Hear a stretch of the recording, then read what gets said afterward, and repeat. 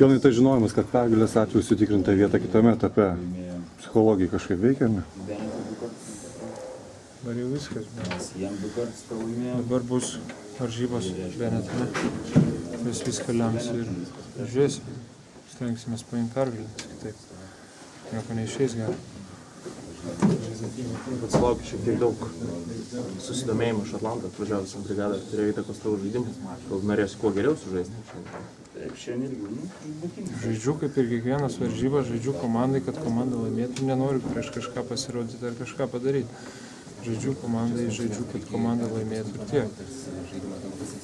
Jonai, kai nekrito vienas metimas, sakykime, šiek tiek iš tolėliau, gal kitoje atakoje šiek tiek ir pasitikėjimas jums galbūt krito, prasme, tarkim, ir varžovai palikdavo galbūt šiek tiek laisvesnį, bet ten, sakykime, iš 3-4 metrų nemesdavai.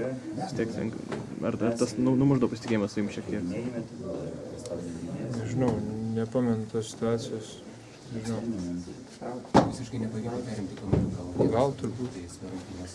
Jonai, pirmoje pusėje pavyko Meisį ir Traorė sustabdyti. Kodėl antroje pusėje taip įsibėgėjo? Kokias klaidas darėt gynybai?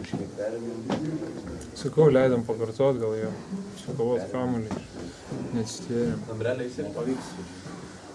Baudos aikštelį gal prastai tvarkėme.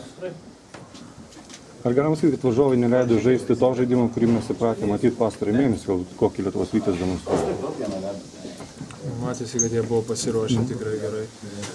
Ir turbūt sustabdė mus. Gerai gynėsi. Galima sakyti gal. Dar ne viskas parasta.